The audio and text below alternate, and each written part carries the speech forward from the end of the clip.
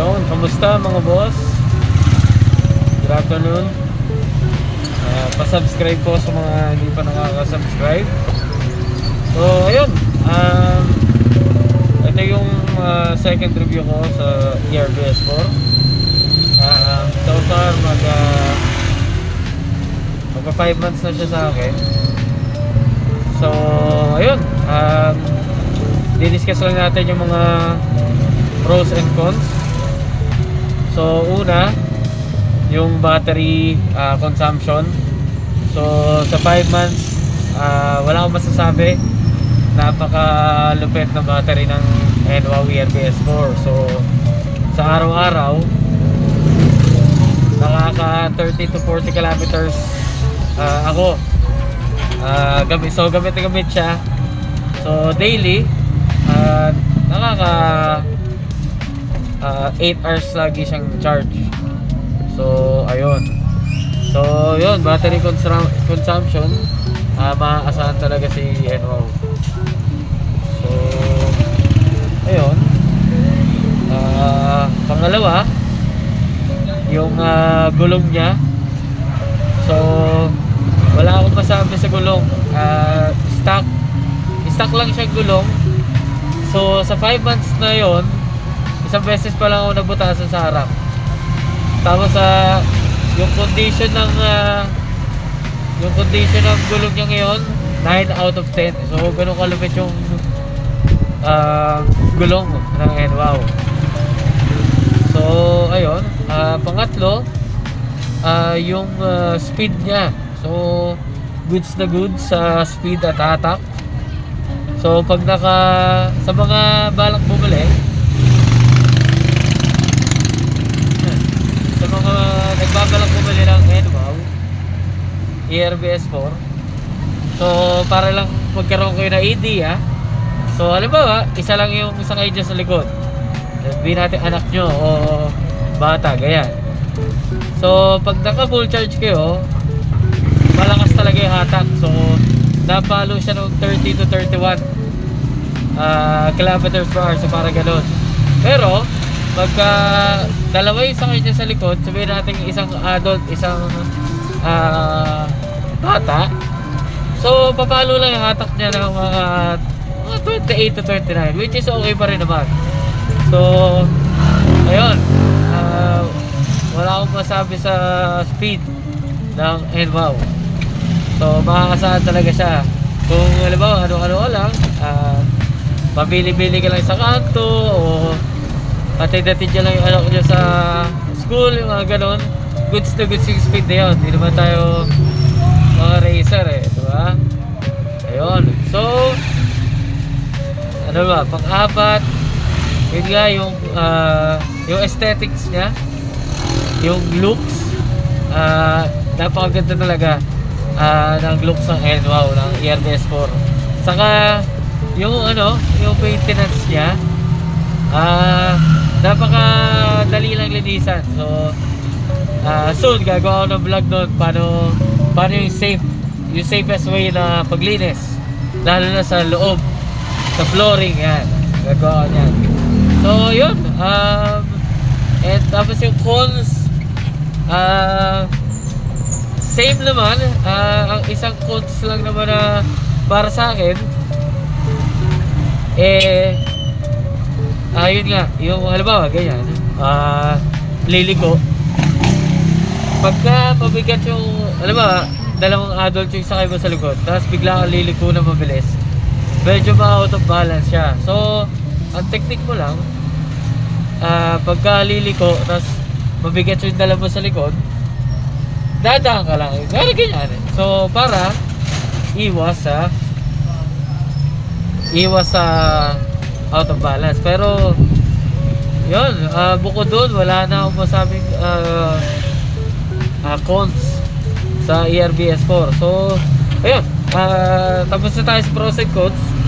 So bibigyan ko lang kayo ng mga tips, mga additional tips, para lalong tumagal yung ERBS4 nyo. So una, ang ginagawa ko, simulat sa pool na binili namin to, halimbawa sa charging. Pag halimbawa, naka sabihin natin 5 to 10 kilometers kayo nagala o kung saan man kayo nagpunta, dapat yung rest time ng yung pahinga ng battery at least 1 hour kung hindi nyo gagamitin agad so yun yung tips ko, sa para tumagal yung battery nyo. So sabi dun sa NWOW store at least 30 minutes, pero sa akin mas prefer ko yung 1 hour rest time before and after use, gano'n so sa charging time yun. So kung kaya nyo i-1 hour rest nyo para safe, diba? Tapos ganun din, halimbawa na-charge nyo na si ERBS 4 nyo ng 1 hour bago nyo, diba, pagkabunot nyo sa charger, rest time uli na 1 hour para hindi mabigla yung ERBS 4 nyo. So ganun ang technique so pwede nyo sundin yung 30 minutes rest time, okay lang yun, walang problema. Pero para sa akin, again, 1 hour rest time, okay? Ayun. So tapos sa ano ba yung sa cleaning, so yung sa paglilinis ng unit nyo, at least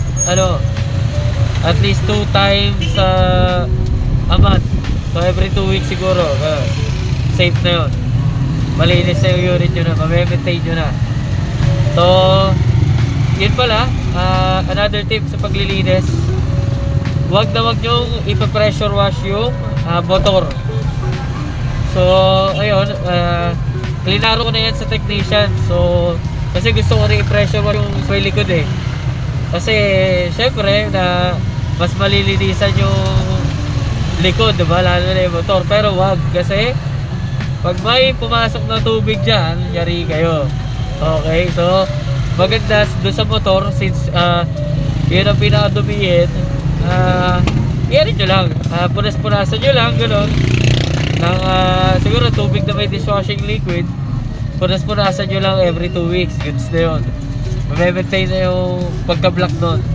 Tapos yun naman, pagdating sa gulong, goods lang i-pressure wash, make sure lang na hindi hindi mababasa yung wirings, gano'n lang yun sa baba. So yun lang yun, so gulong pwede i-pressure wash. Tapos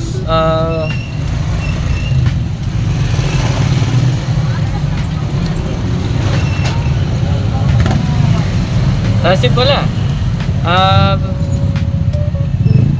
maraming nagtatanong sa flooring, ano daw ba magandang flooring or matting sa ERBS 4 natin. So sa akin, based on experience, mas madaling i-maintain ang rubber matting kesa sa coil matting. Kasi ang coil matting medyo dumihin siya. So halimbawa, nagpo-food trip ka, kumakain ka, mag-drive o kung saan man, yung mga dumi nun, may stuck siya sa coil matting. So mahirap siya linisan, diba? Unlike sa rubber matting lang, pagka may nalaglag dyan, walisan mo lang o punasan mo lang, okay na ulit, diba? Yun. So tapos ito pa pala, marami rin nagtatanong sa akin, pagka daw mapaahon, bakit daw mahina yung hatak ng unit nila.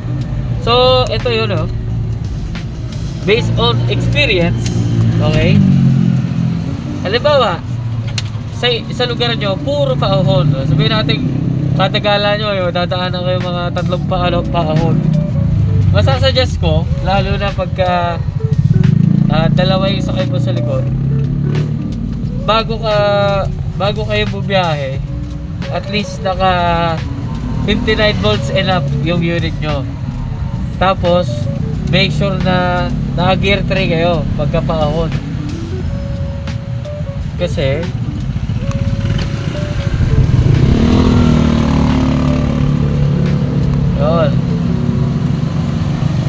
Gear 3 kayo paahon para kasi yung Gear 3 yung pinaka ano eh. Gear 3 yung pinaka malakas yung hatak. Okay? So ayun lang. Ngayon, pagka lumarga kayo ng ang unit nyo less than let's say 58 volts pababa, tapos 4 paahon, kahit mag Gear 3 kayo, mahihirapan. So yun lang yung tip ko. Okay? So ayun, so ang masasabi ko base sa pagmans na gamit ko sa mga beginners dyan, bumili lang kayo nito kasi napaka beginner friendly, wala akong masabi. Pero yun nga, sabi ko na sa preview sa video ko, yung sa initial review ko dito, as much as possible siguro kumuha na rin kayo ng license sa motor para yung mga diskarte sa daan, alam nyo yung mga rules and regulations, di ba? Yung mga paano gagawin pag may overtake sa likod, yung mga ganun, para rin naman sa safety nyo, di ba? Saka as much as possible, wag yung ipagdadrive yung mga anak nyo, lalo na mga minors pa, kasi delikado. Pero at least 18 years old and up, okay? Kasi syempre yung mga kabataan, wala pa silang alam sa traffic rules di ba? Saka syempre hindi rin safe. Alam kong mas nakakatipid, lalo na siguro yung iba gusto ipag-e-bike na lang yung anak nila papunta school kung malapit lang. Naiintindihan ko yun, pero para sa akin bilang magulang, marirecommend ko na wag na muna. Siguro i-attend nyo, pero yung papagamitin nyo, wag, kasi delikado. Kasi yung anak nyo rin yung kawawa pagka na aksidente, diba? Siyempre wag naman sana, pero yun ang marirecommend ko, i-attend sundo nyo na lang. Ganun, para safe, para may peace of mind din. Mahirap kasi yung diba?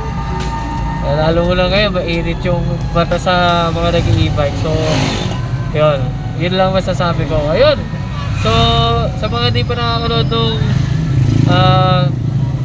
first video, first review, panoorin nyo lang yung ERBS4 review 2025 Tapos ayun, sa mga may ERBS4 dyan, subscribe and comment din kayo ng mga tips nyo sa mga baguhan, paano tumagal yung ERBS4 nila. Tapos ano yung mga upgrades na mga nagawa nyo na. Ayun, tapos kung may mga content kayong naiisipan yung gawin ko, PM lang kayo or comment. Ayun, so maraming salamat sa mga nag-subscribe, sa mga nag-inquire, sa mga naka-appreciate. Ayun, maraming salamat sa inyo. So disclaimer lang po, hindi pa ako nagtatrabaho sa NWOW So isa lang po akong talagang fan ng NWOW. So ayun, bili lang kayo. So happy rides sa mga naka-e-bike dyan, mabuhay kayo. So ride safe. Maraming salamat. Please subscribe. Salamat.